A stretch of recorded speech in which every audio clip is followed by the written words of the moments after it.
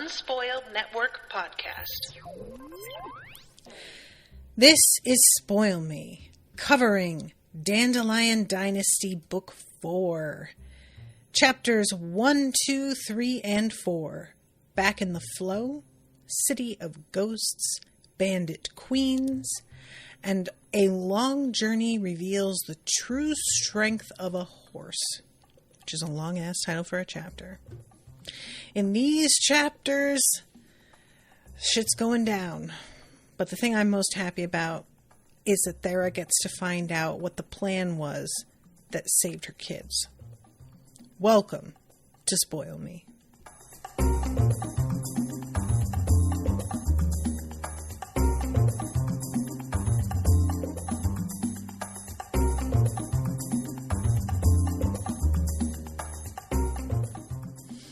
Welcome to the show, everyone. I am Natasha. Thank you very much to Kyle for commissioning this episode. What's up, Kyle? So, we're back in the universe. There was a very, very short break, almost none at all. I am super excited to be getting into Speaking Bones because there were so many loose ends at the end of Veiled Throne. I feel like the other books gave me much more of a sense of closure than Veiled Throne did. It wasn't like the story was over, but it really felt like the end of an overall arc of history. And Veiled Throne really did not deliver in that respect. I enjoyed the book a lot. Don't get me wrong. I'm not trying to say that it was not good, but it simply felt incomplete. And finding out that like he had intended for this to be one book and then kind of got more interested in a cast of characters that caused this book to, the previous book, not this book, to last a lot longer than he had originally intended, makes so much sense.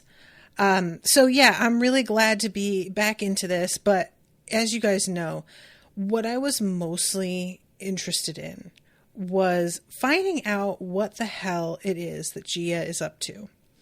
And I don't mind telling y'all that the way things start at the beginning of this book, it's got me extremely agitated.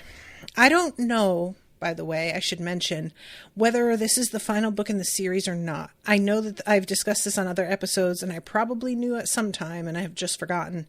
But if anybody wants to let me know, if this is indeed the final book, I am not sure if that's like necessarily in the spirit of Unspoiled, but I feel like it's probably fine, right? It just might change the way that I read the book knowing that this is the last one, if it is. Anyway, sorry everybody, I'm just kind of all over the place starting with this, but the opening of this book, I won't call it all over the place, but there's certainly a whole lot going on. So the very first chapter, we are in the rebels of Kiri Valley. They would find some hidden valley on the western side of the World's Edge Mountains and make camp. And we find out about the way that they are living here. This is a really difficult set of chapters. Thera, or not Thera, someone speaks up. There are ways to keep everyone warm. We can come up with some plan. And the old shaman says, with all due respect, I don't think this is the best time for Dara to be suggesting any more changes to the way of the Aegon. And everybody is understanding that the Dara are sort of out of favor because of what happened. But the overall, like, insult is really mostly directed at Thera. Everyone feels a way about her. And news comes out later that some might see as sort of maybe, I won't say completely exonerating her from responsibility, but like some people, Huto, for example, would treat it that way. And she doesn't see it that way at all, which really just goes to show what the difference is between the two of them as people. While the rest of the Dara survivors seethed at what they saw as unjust treatment of their princess, Thera was unperturbed. And it goes on to just describe that unperturbed suggests that she isn't letting it ruffle her, when really what's going on is that a bitch is traumatized and is low-key catatonic after these horrific losses and the utter failure that she has experienced. And I really, personally can't help but understand. Thera is somebody who she is often one of the more intelligent people in any given situation, right? And has been. She's kind of gifted. And thus has wound up in a position of advantage many, many times in her life, in addition to the privilege that she was born with, and has not really tasted the kind of failure that results in the loss of lives that they have experienced here. And it's not only loss of lives, as far as she knows at this point, it's the loss of her children's lives, especially, and the lives of a lot of the other children. So there is a really different energy to fucking up in general versus fucking up with massive consequences to a lot of other people that you care about. It just hits different, and this is part of what I think a lot of people who have children begin to really feel in a way that maybe they didn't anticipate, is the understanding that, if I don't do right by my kid, or if I don't pay enough attention, I'm going to fuck their life up as well as potentially my own life. You're responsible for a whole other person. And while this is a horrific loss, there's also so much learning to be done here. And she seems, once she starts to get through things, to really recognize that I need to learn to be more ruthless. And if I don't learn how to do that, I'm going to wind up costing us more in the end, because I can't just rely on the fact that there are going to be other people within my group who are willing to make the calls that I wasn't willing to make, because, we have Toof and Radia, and they were the ones who knew what needed to be done in order to save these kids. And she wasn't going to be willing to do that, and they knew it, so they took it upon themselves. In a way, Thera wound up being kind of lucky at the fact that they decided to kind of risk total. If things hadn't worked out, they would have been seen as traitors forever. Nobody would have ever found out what it was that they had actually intended, because it would not have succeeded. And they were really willing to risk that and risk the lives of the kids in order to try to save everybody. And the fact that they understood and were part of her group and willing to take that risk was in many ways luck. They kind of saved her ass on her behalf, because they made a choice she should have made and wasn't willing to make.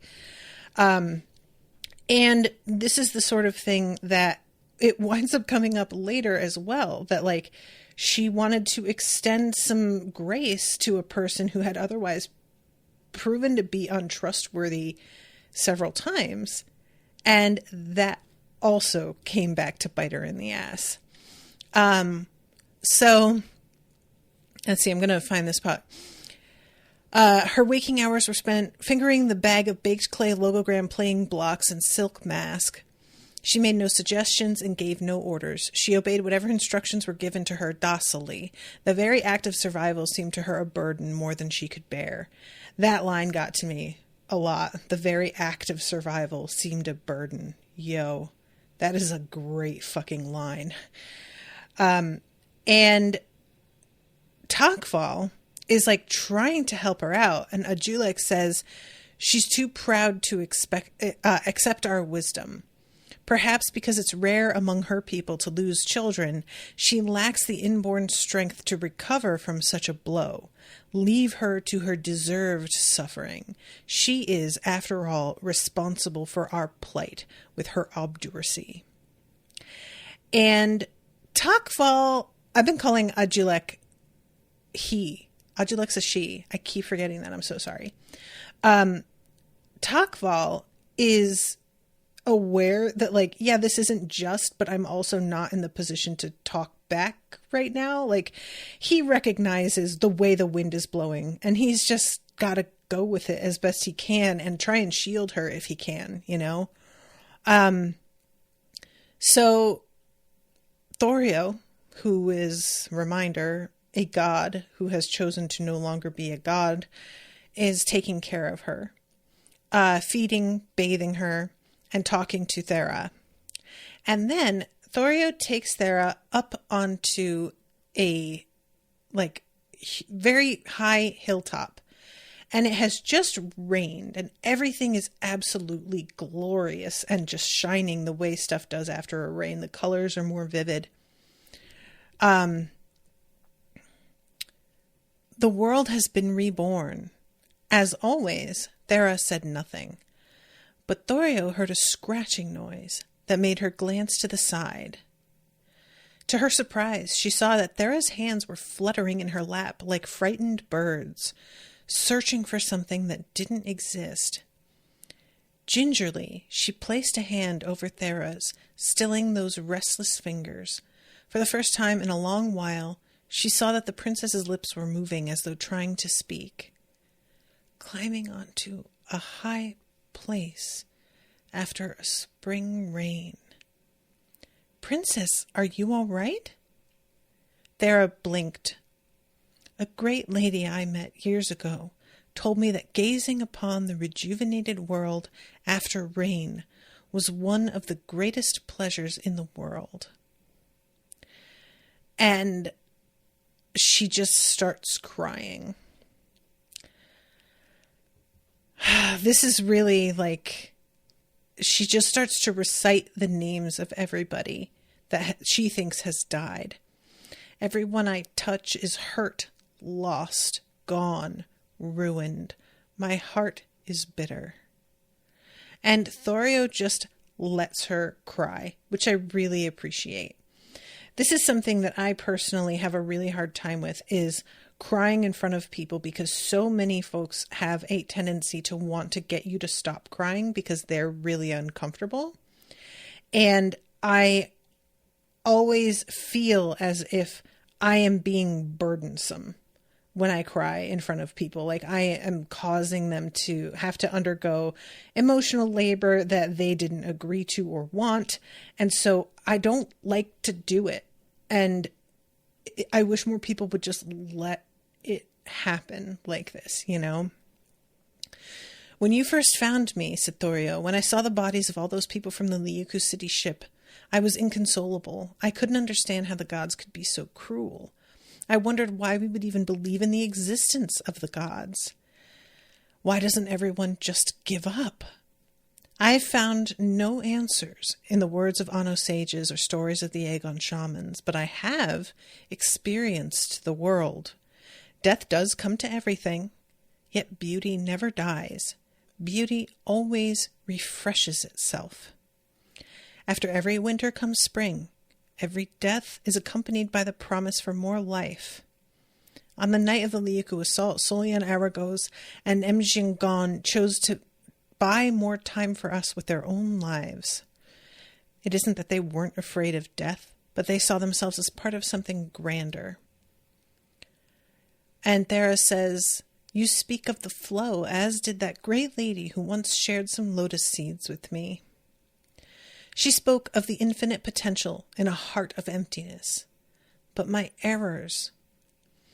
I am not wise enough to know the will of the gods or the right course in life. I only know that the world is too large, too beautiful, too interesting to let one act define us.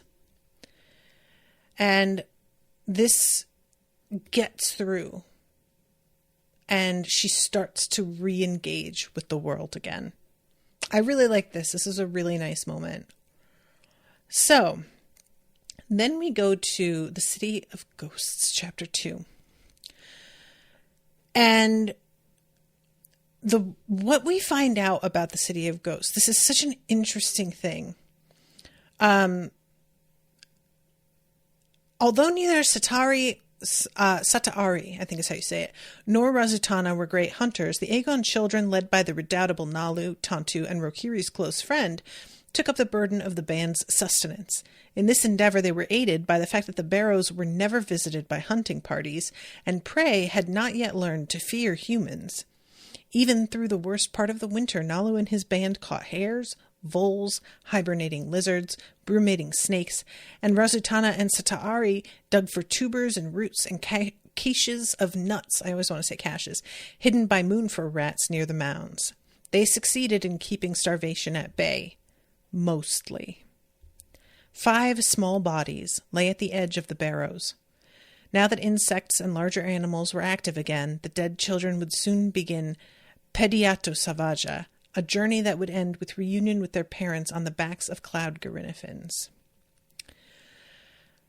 There's something about the bodies just being out that, we find out later the reasoning behind seeing burial as so, it's like a blasphemy, really. And honestly, it makes a lot of sense. But because I am so used to the tradition of trying to hide death, essentially, is what we're doing, it just feels so morbid to me to go through all of your regular days, work and routine, and have these bodies just sitting there the entire time. That just feels so bleak to me. So Razutana had urged to move deeper into the barrows, but nobody would allow it. And Razutana he drops the idea, and he tries to bring it up again and be like, I don't understand, why is this place sacred? Is it cursed? And they answer yes and no to both. And then we hear the story. And it turns out that the history of the human race for the Aegon is basically that we were made a bunch of different times, and every time we were made in a new way, we found new ways to completely ruin things. And the gods were not satisfied with their creation, so they would just wipe the slate. It's basically a similar concept as, Noah and the Ark, except many, many times.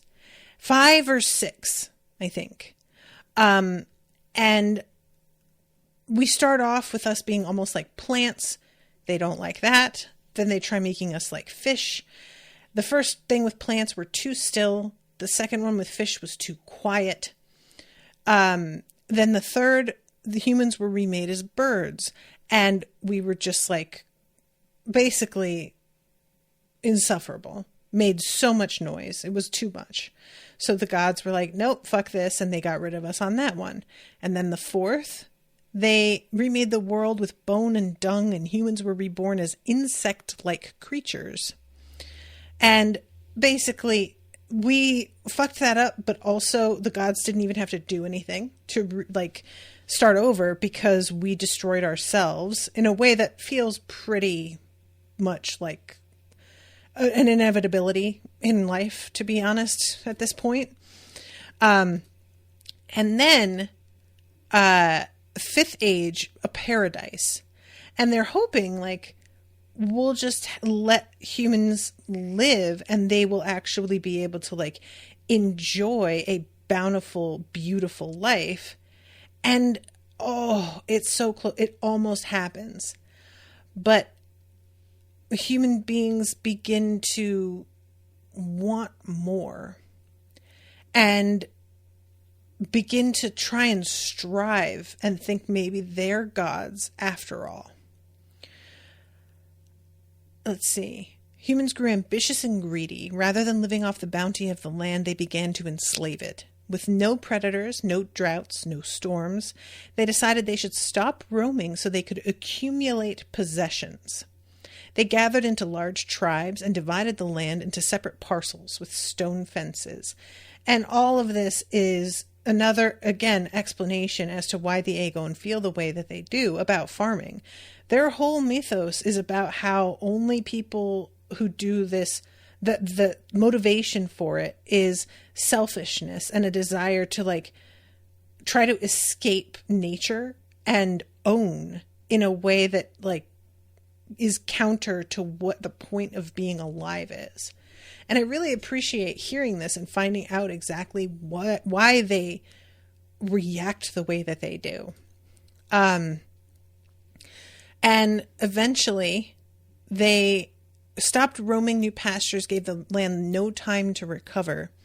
They clamored for more and began to war among themselves and turned their cleverness to devising fearful weapons and dark magic that could slaughter thousands at a single blow. And then they begin to bury themselves with their possessions as if they can take these things with them.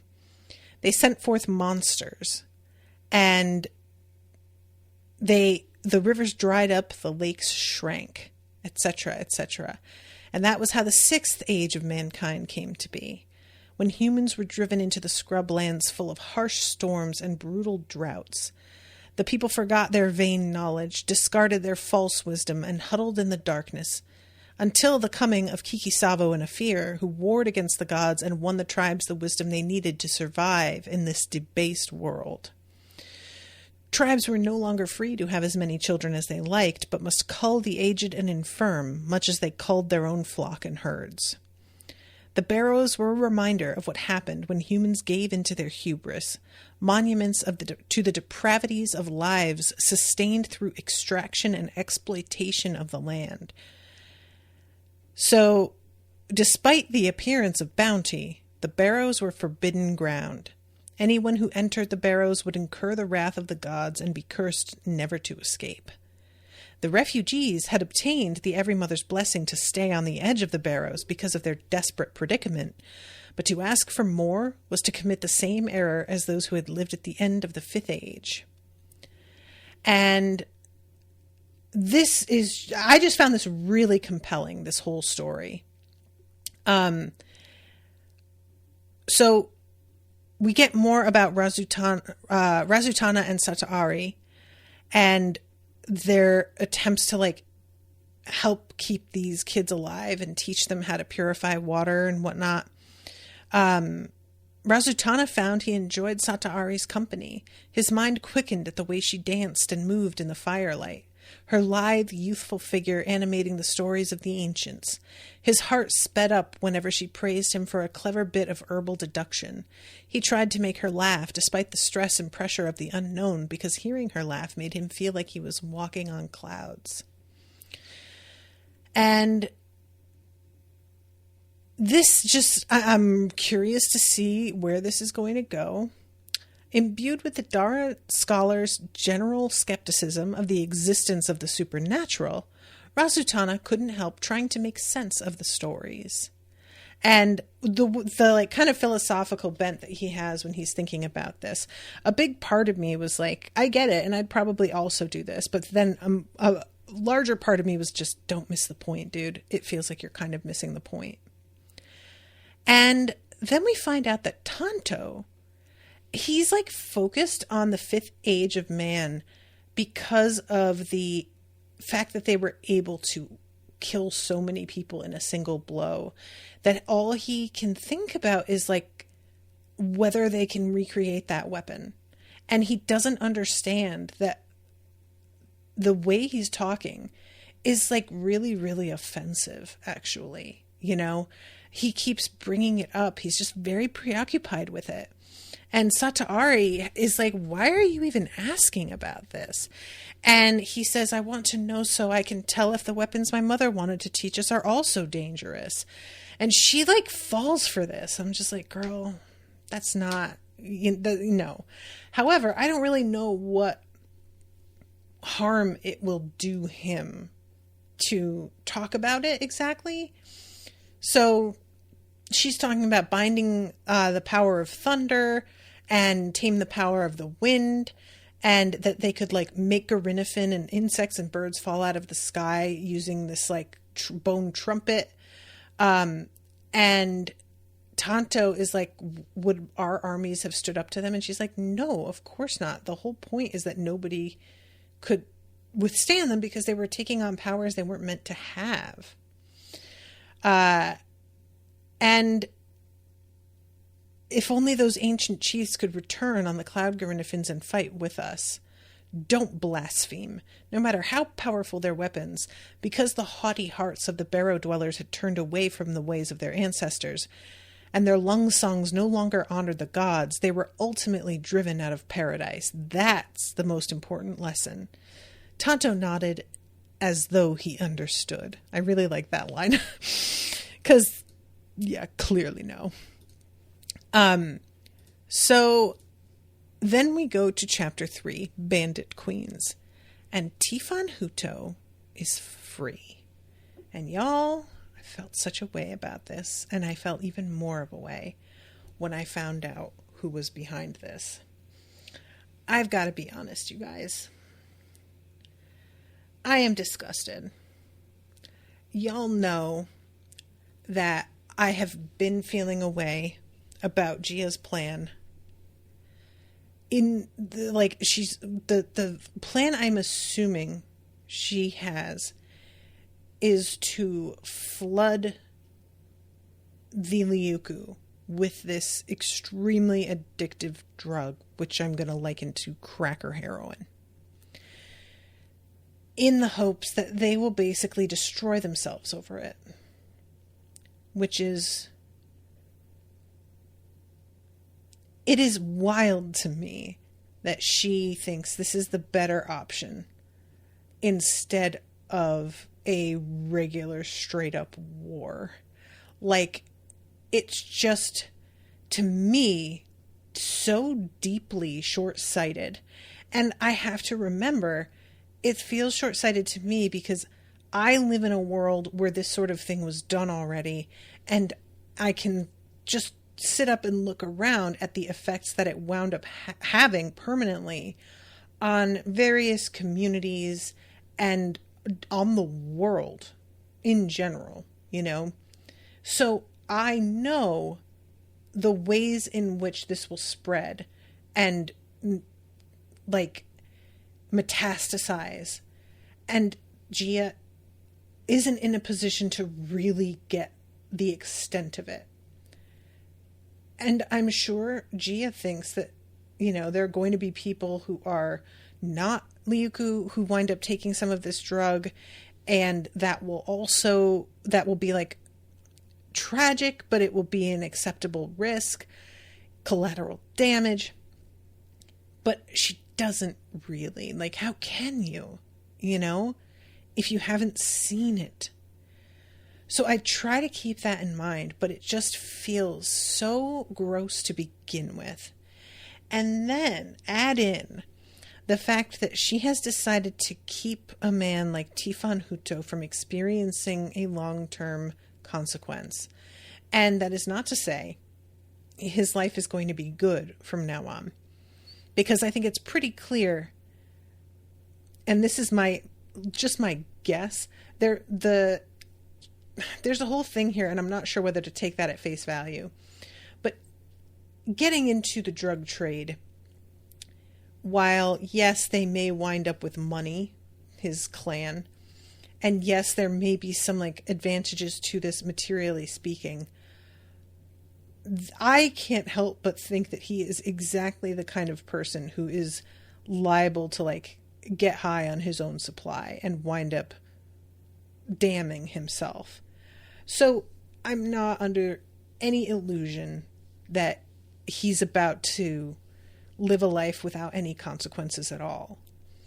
But the fact is, he is a man who was willing to engage in a trade so horrific and deal in human lives, which is of course why she chose him to begin with, to do this.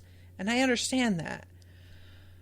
But the fact that she is letting a person like that back out into the world with the complete lack of compunction or morals that he has, again, with the like ripple effect that could happen from having this man out there, it just feels like she is being so short-sighted. There are so many ways this is going to cause misery beyond just the simple effect of the drug itself. I'm like so horrified, and I am not looking forward to this at all. So yeah, we start out with Tiphan Huto, and I mentioned earlier about the difference between the way that he and Thera approach looking at the outcome of their actions and taking responsibility for things. So we'll start here with him. He's thinking about the fact that he is lucky to be here, like in the cool air, eating grapes and enjoying himself, because really he was probably going to get the death penalty if his family wasn't able to pull out a miracle. And they were also aware that if he went down, he would potentially bring down the entire empire of his family with him. And so they were pouring a lot of money into defending him, even though they all despise him, you know? And he forced his remarkable brain to focus on the task of survival, to conjure some miracle. Oh, this guy. Tiphan clung to the hope that the throne had no direct proof. The anti-piracy raids had not caught any of the pirate kings who negotiated deals. He had been careful to transact with his partners only through intermediaries. None of his own people had heard him make any unambiguous, clear references. He had insisted everyone speak in code. Deny, deny, deny. And he couldn't sleep the whole night. If the Farseers were involved, he was sure to be convicted. Telling the truth would only make things worse. And the chapter like begins back in Pond, when he had first been brought before the stern judges in the underground courtroom. He had been so terrified that his knees refused to support his weight, and he had to be held up by soldiers on either side. He began to whimper when he saw a deputy minister of justice had been sent to act as the prosecutor, and when the chief judge had slammed the block of ironwood, his symbol of office, against the bench to bring the court to order, he had lost control of his bladder and sphincter simultaneously, which is truly all it was. The man pounded a gavel and he literally shit himself. I mean, oh my God, sir. And then Empress Jia intervened. Farseers will not testify. We deem the defendant's actions extraordinarily base and heinous, insufficient evidence to support a charge of treason, which is hereby withdrawn. Convicted on all other charges, Empress Jia pleads for mercy, therefore a fine will be imposed. And his litigators are like very smug, and it says, as though his salvation was the result of their useless wagging tongues, instead of the victory of his own clever stratagem of denial and delay. Which, God, this guy is so very Trumpish. I just can't get over it. It almost feels purposeful. Like, I don't know. It's probably just that this personality type is, it's so impossible to draw that parallel, you know? After returning to Tawaza, the angry elders of the clan had berated and lectured him for 3 days and 3 nights while he knelt before the mourning tablets of the Huto ancestors. And everything, you know, is taken away from him and divided up. And he is told he won't be able to have anything more to do with the family business. And he's genuinely, like, disgusted by this, which truly, he keeps being like, they just don't know good business deals. And I'm like, sir, I don't even need to say it. Y'all know. And he's thinking about how eventually he's going to start placing bets and seeing whores and like all of this stuff to just get his regular life back, despite the understanding how lucky he is, he's still just going to keep pushing it, which is exactly what people like this do. They can't just be grateful that they made it out the other side with as little consequences they wound up with. It turns from feeling grateful to, no, I deserve this, to, no, I deserve more. And before you know it, they're back on their bullshit. And I love this. Tiphan had learned from his experiences the one fact about himself he had not known before. He was lucky. He had dodged conviction for treason, evaded the near certainty of the death penalty, eluded the mysterious farseers, the self-righteous deputy minister of the justice, and the meddling fools of the Blossom Gang, not because of the work of overpaid litigators, but because he was lucky. And he basically is interpreting that he has gotten lucky as like a genuine talent. Like he's acting as if this is something that he has manifested for himself. Like even if you believe that you're lucky, the point of that usually is supposed to be that you understand in many ways you don't deserve any of the good things that have happened to you, that you just wound up in a positive version of circumstances by accident. But he is looking at I am lucky as like somebody is watching out for me and I am favored is really the energy, you know? So he gets woken up by a sword to the throat. It takes him so long to realize that's what's happening. And there are two women here who have been sent by Jia. And I love this so much. Master, mistress, most noble bandit queens. The two women looked at each other and grinned.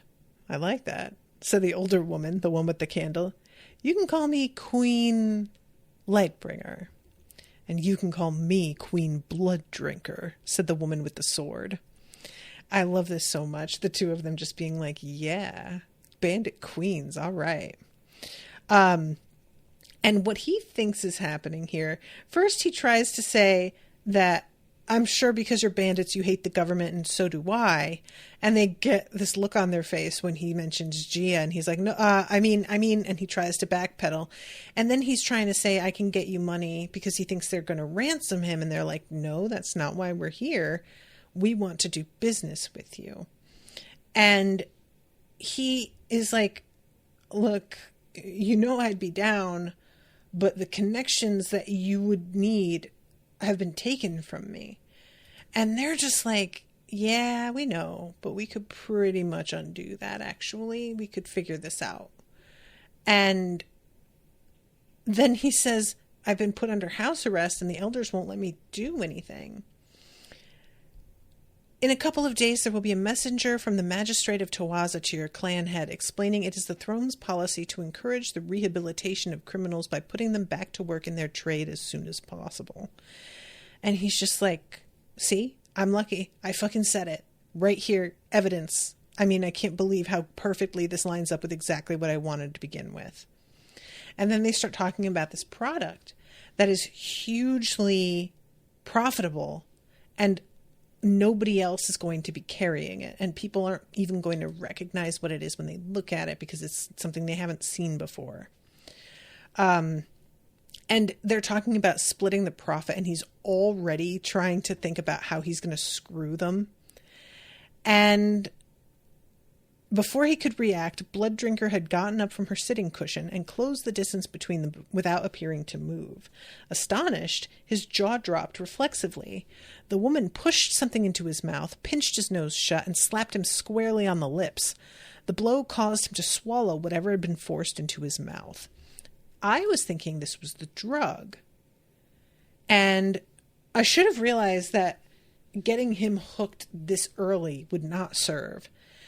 So she says it's a mushroom called Blood Drinker. And it will kill you very slowly, and it will be agonizing unless we give you medicine to keep its growth under check.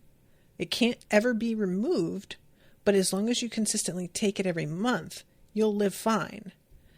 And every time we meet you to deliver the goods, we'll give you a dose of the medicine.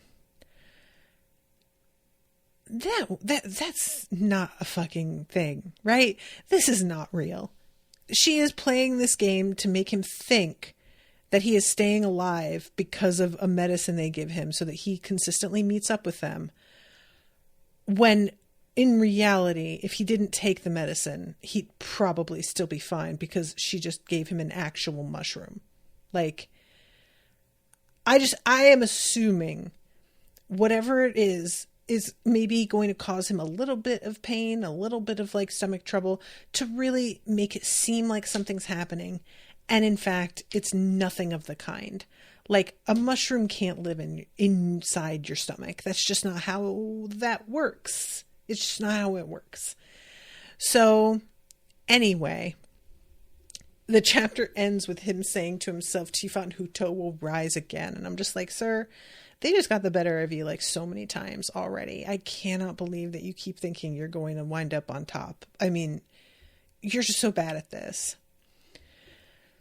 So we go back to Thera, and there are a couple of scouts missing from their band in the morning. And Takval says something about how, do they really think that they're going to be able to go out there and just be adopted into a tribe? All of them tribes will try and use them to get rewards of their own by turning them over. And it's understood when Takval is saying this out loud that it's meant to be a warning to everyone else. But Thera pulls him aside and says, don't do that. Our cause may look hopeless, but we haven't lost. And it's when you stop trying to inspire them and resort to threats that they'll lose all faith in you. And he allows himself to drop his mask and be genuinely hopeless for a moment and be like, what are we even going to do? I mean, there's only 20 of us. We've got like 2 Garinnafins. What can we do? And she's like, I don't know, but I do know that my dad started his rebellion with about the same number of people. And look where it wound up. And he is so grateful to have her back and like embraces her. My breath, the mirror of my soul. Now that you're with me again, I already feel as strong as a fear. True to his word, Takval made no more threats. Instead, he rallied the Aegon warriors to practice and drill, making plans to capture more Garinnafins if they should chance upon a lone Liuku hunting party. One day, Takval returned to the camp unexpectedly early. Behind Alkir, his mount, was another Garinnafin so badly injured it could barely keep aloft. The pilot was Araten, one of the Aegon Thanes of Kiri Valley, who everyone thought had been lost along with the others. And riding with him were 6 others. And Thera is just like, holy shit, I can't believe anybody else has made it. So they feed them, and she says to Araten, you can't imagine how glad we are to see you. And he replies, I can't tell you how many times the doubt that I'd never find you and to pick you again assaulted me. It did not escape Thera's notice that the Araten had emphasized he had been looking for both her and Takval, and had in fact mentioned her first. This small gesture almost moved her to tears. And I noticed this as well, the fact that he said you and the pick you, and I was like, word? He put her first, okay? And then, in my land, said Thera, keeping her voice even with great effort, it is said only a long journey can reveal the true strength of a horse.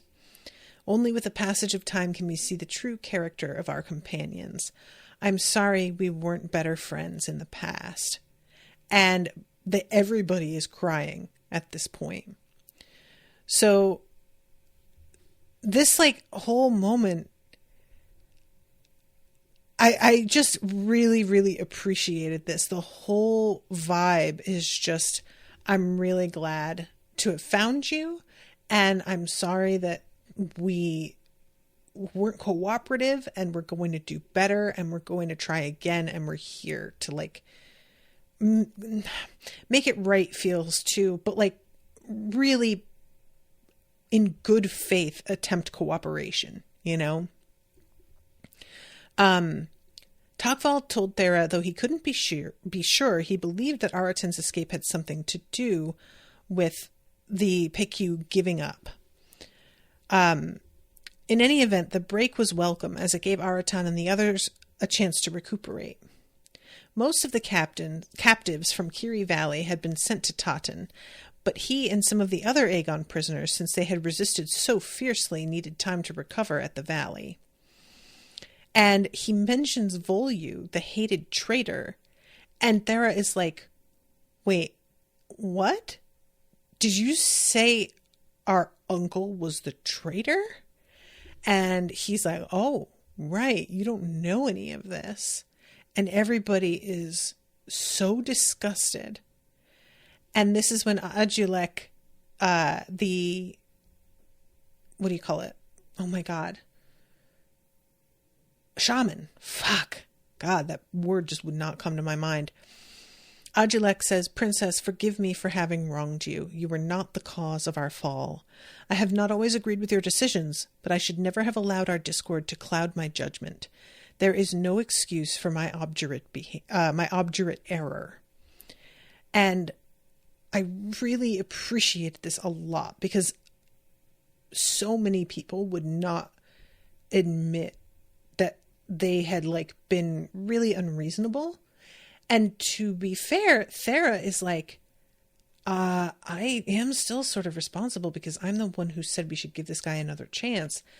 I don't know if Ajulek knows that and is just choosing to not hold her responsible in that respect, or if she simply doesn't know and would hold her responsible if she did. But this moment with Thera, it had been her insistence that Tagval spared his uncle. She thought Volyu could be won over or controlled, that having his help was better than more bloodshed, but she had not seen through his nature, and the blood of all those who had died at Kiri Valley was even more indelibly on her hands. And look, I don't want to be saying I told you so, but I really felt like Thera was making a mistake involving him. Like, he had just shown his ass so many times. And to think that you could make a deal good enough to keep him, like, anybody who is that two-faced can go ahead and make a better deal. They can find a way to still get more. And it was really frustrating to watch her, like, attempt to get a thing working with him. And maybe, like, we saw when we were in his head that he had been in good faith trying to work with her up until the moments when he realized that they weren't going to give him what he wanted. But even so, that's the kind of person who is eventually going to turn on you, no matter what.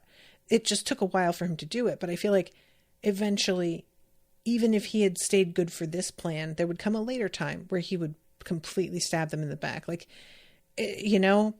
So, yeah, I do kind of blame Thera for this as well. And she asks herself, am I too weak to make the hard decisions? He explained he'd gone around in secret testing out which of the Aegon captives still believe in the PQ's cause. It wasn't easy, for after the escape of the PQ to Asa, security around the remaining prisoners had redoubled. And Thera is like, wait, hold on, because he's just like burying the lead here. Thus did it come to light that the guards escorting the children had gotten drunk, leaving Toof and Radia in charge of the prisoners. Razutana, Sataari, and the children had somehow managed to free themselves, overcame Toof and Radia, and escaped into the wilderness with the Gerinifins. When the dazed guards finally followed the Blood River on foot back to the Liuku encampment and reported the missing prisoners to Kuju, the Liuku Peku had immediately realized that Toof and Radia were responsible for a plot. They were stripped of all rank and sent to Totten as slaves. death, as Kuju put it, would be too kind for these two traitors. And I'm really hoping we get to see them again, because Toof and Radia were great. The band was overjoyed as Araton explained that despite Kuju's best efforts, the children had not been found. The Garinnifins they stole had been recovered later, hundreds of miles from where they had gone missing. And this is just like a moment of revelation for Thera. She is like on the edge of losing it, because this has given her so much hope. Now that Toof and Radia's loyalty had been reaffirmed, their actions had to be reinterpreted. A difficult decision had to be made, and Toof and Radia had made it in an instant. The contrast between their hard resolve and her own useless vacillation couldn't be greater. She was filled with guilt, admiration, self-doubt, and gratitude. She vowed to rescue the two adopted Aegon and find the children, but did she really have what it would take? And I just appreciate so much that she's asking these questions. Like, again, throwing her in just such sharp relief after having been in Huto's head. Like, she's just so much more willing to take responsibility, so much more willing to look at the patterns of behavior that cause things to go wrong and face how those patterns, like, how they led her into these positions, and then compare them to things that her father had to decide, you know. All of it is about her taking responsibility in a way that's actually productive rather than just going catatonic, which is what she had been doing. And then we get the story of how Araton and the others had managed to escape. The Liuku guards slackened their vigilance, and when spring arrived one night, Araton and a band of warriors overcame their guards and seized a Garinnifin.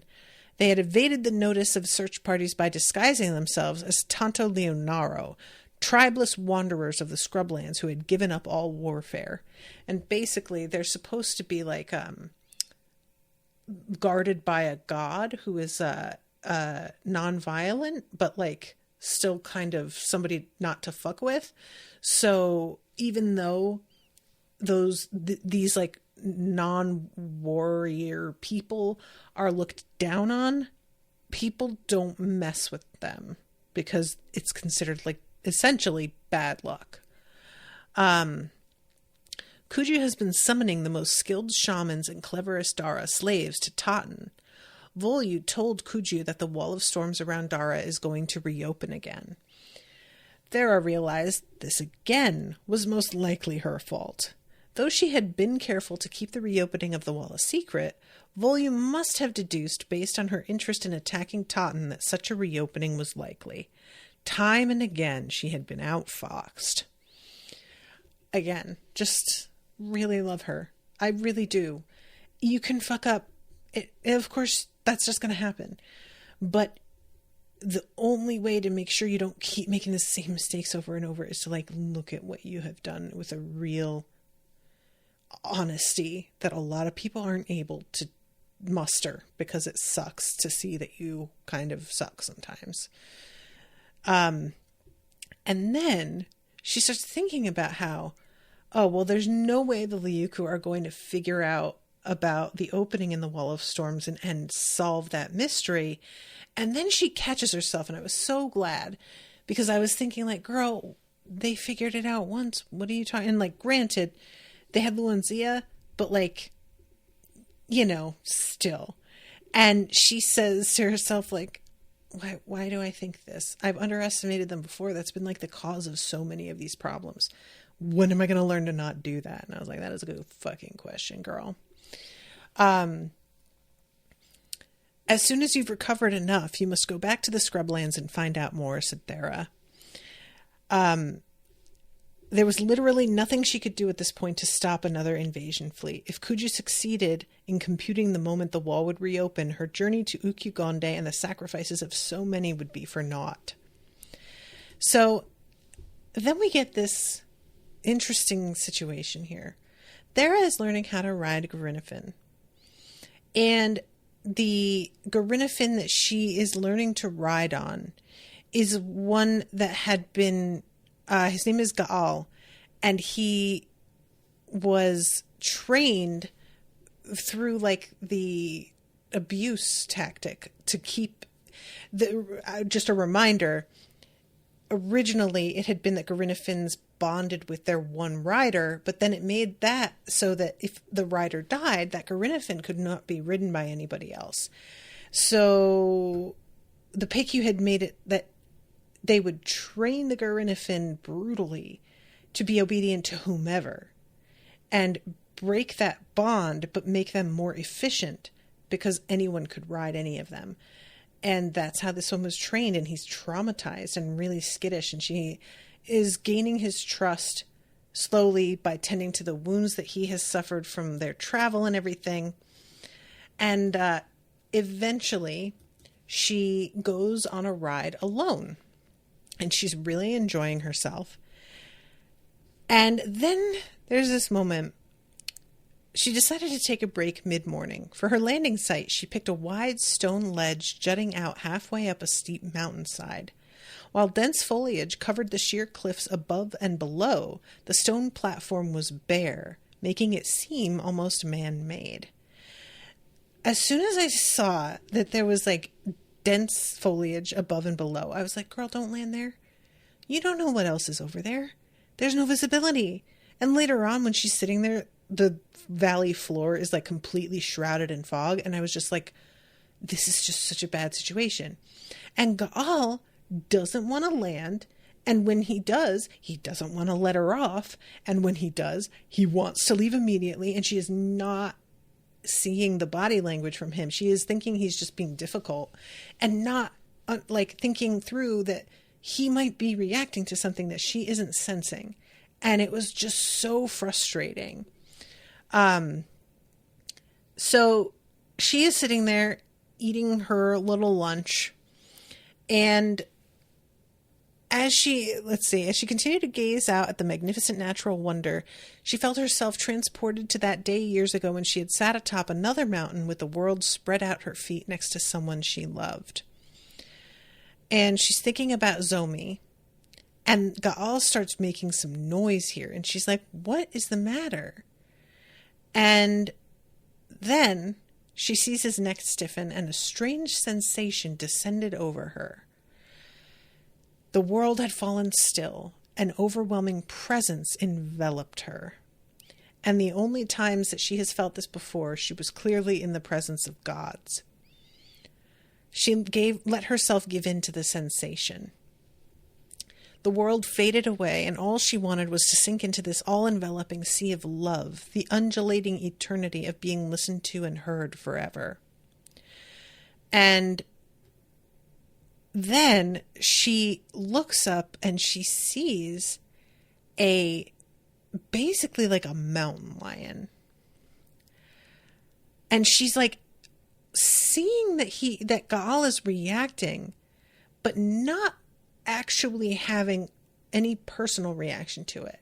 It's like she's watching it happen to somebody else. She's so disconnected because she's caught up in the wash of emotion that's radiating off of maybe the cat. I don't know. And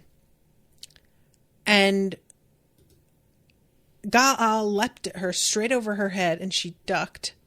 A gigantic feline form gracefully approached out of the dancing storms, sharp tusks protruding from its jaws.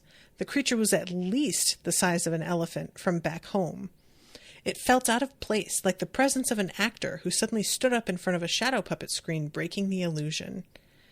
Thera felt no fear at all. So Gaal tries to attack it, and the tiger just is able to deflect him completely. Gaal struggled into the air, swooped it around the outside of the ledge. The vast scrubland stage and dancing tornadoes disappeared in an instant, and Thera gasped, as though she had been rudely plucked out of a warm pool. She screamed as the realization struck her. She was going to be killed by the tusked tiger looming over her. It whipped its head and locked eyes with her and roared silently. The presence descended over her, and Thera stopped trying to get away. She was back in the ear of the giant, in the warm, numinous sea. There is absolutely nothing to worry about. She smiled at the approaching tiger and beckoned it closer. A shadow loomed above her. She looked up. The wings of a Gorinnefin blotted out the sun momentarily as the beast and the rider dove down at her. I'll tell you what, guys. I have no fucking idea what's going on. Genuinely do not. I thought that this tiger was a god. Then I'm like, is the rider on the Gorinnefin a god? I do not know.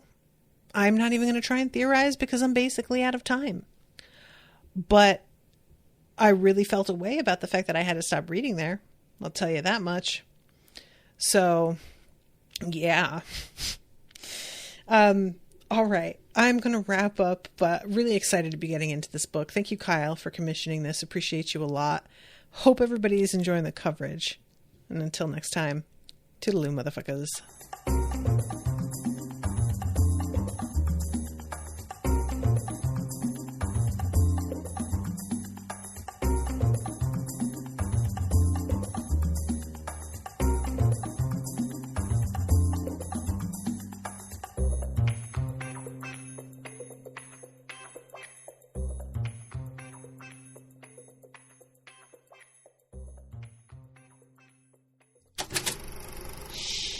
That was an Unspoiled Network podcast.